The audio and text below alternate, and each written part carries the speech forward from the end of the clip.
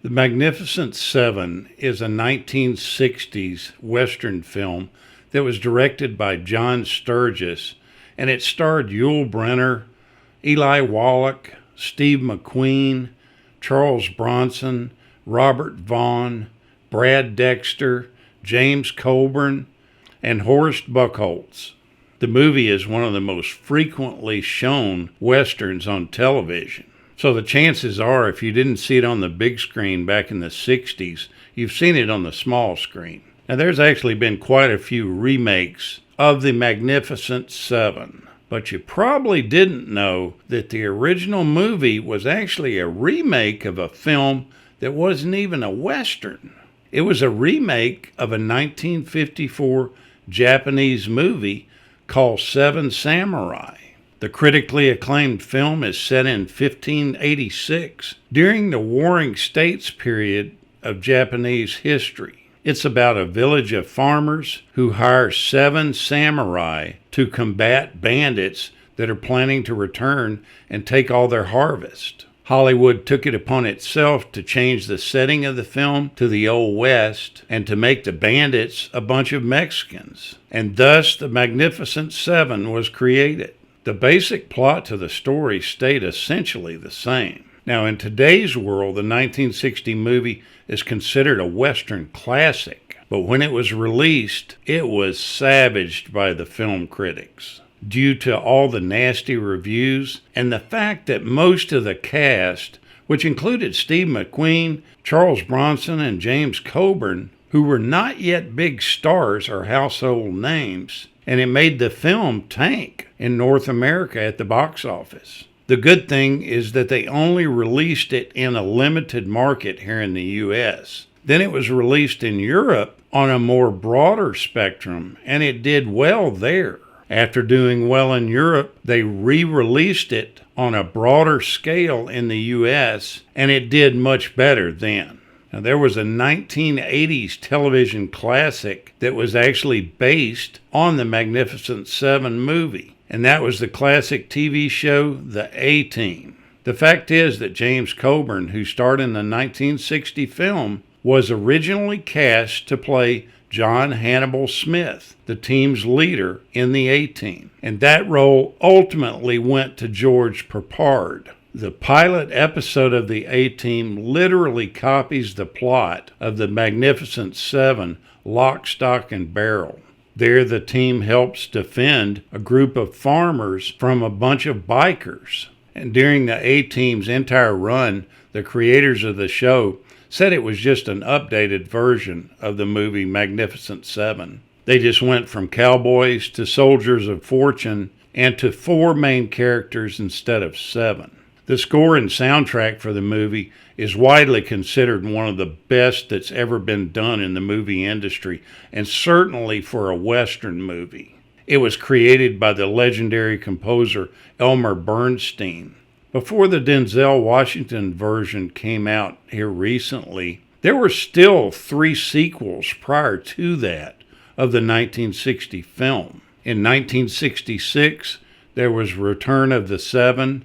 In 1969, there was Guns of the Magnificent Seven. And in 1972, it was The Magnificent Seven Ride.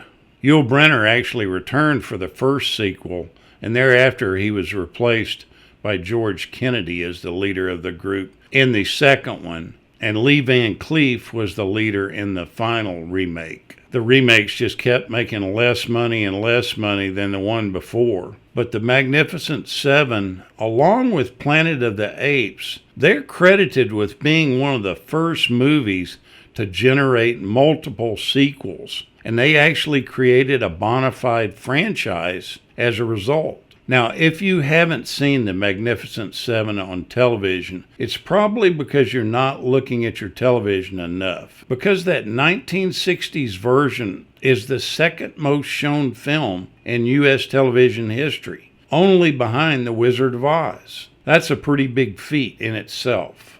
Actor Anthony Quinn claimed that he was one of the original ones that came up with the idea to make the movie The Magnificent Seven. He also says that he approached Yul Brynner with the idea and they agreed to make the film together. McQUEEN would star in it, and Brynner would direct it. They then bought the rights to the film, using Brynner's production company for the purchase. Years later, YUL BRYNNER's company sold the rights to another company, who then hired John Sturges to direct the film, with YUL BRYNNER starring. Anthony Quinn was livid. He sued, but he lost the case. When Steve McQUEEN was offered the role in the film, he was currently starring in a television series called Wanted Dead or Alive. And because of his contract, he needed to get approval from Dick Powell, who was in charge of CBS, and he refused to let him go. McQUEEN intentionally got into a car accident by running his studio-rented Cadillac into a Bank of Boston building. He then returned to L.A. with a neck brace on, claiming that he had whiplash and he couldn't do any more filming for the TV show until he was better. It was really thought that he was faking it, but no one could prove it otherwise. Needless to say, Powell gave his approval to let McQUEEN get his way and do the Magnificent Seven. Now, it may seem like that YUL BRYNNER and Steve McQUEEN were best buddies on the show, but they actually hated each other, and it almost came to blows while they were on the set making the movie. YUL BRYNNER was the biggest star in the cast, and he felt like that he was constantly being deliberately upstaged by Steve McQUEEN.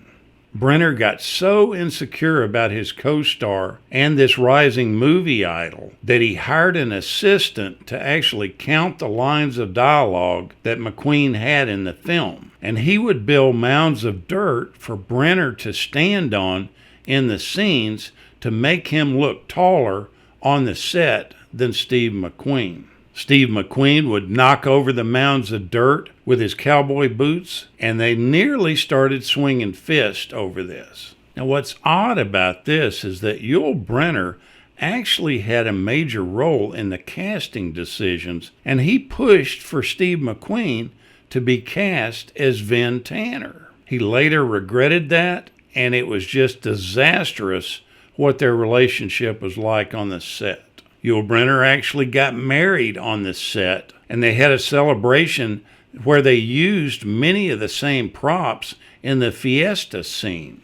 Now, John Sturges faced a major problem when he was doing the filming. The actual screenplay mentioned which of the seven died, but it didn't list what order they died in. So without that being clear, Sturges came up with the idea to kill off the dying members in the order that they were cast. And that originally went from Robert Vaughn to Brad Dexter to Charles Bronson and then James Coburn.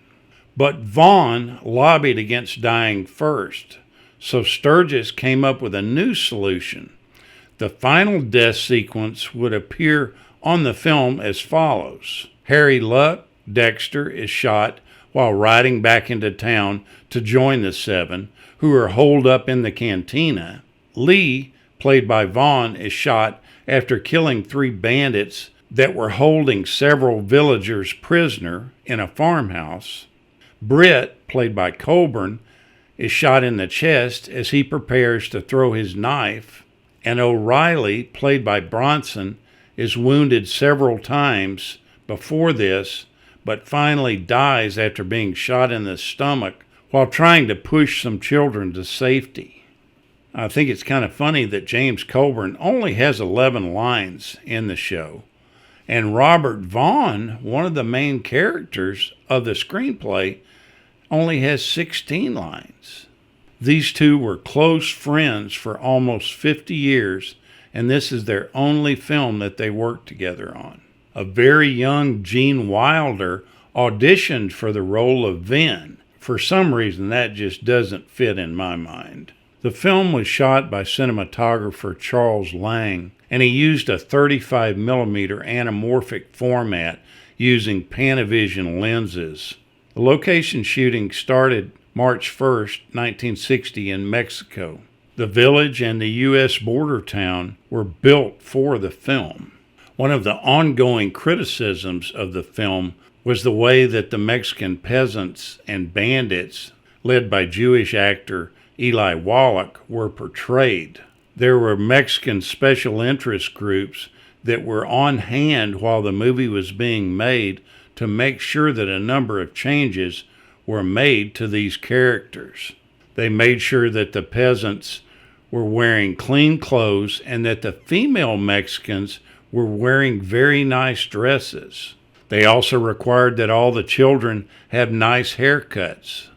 John Sturges actually had to bring in a new scriptwriter to change some of the scenes and the sets to fit in with this special interest group that was taking care the way the public perceived the Mexican peasants. They brought in additional wardrobe people and makeup crews. I recently rewatched this film, and there is nothing better than Yul Brynner's walk. It's just classic. He has a strut to him that looks invincible. What a great story you guys told that never gets old. Check it out on TV and watch it again. You'll love it. Thank you so much for watching, and we'll continue to chase the classics.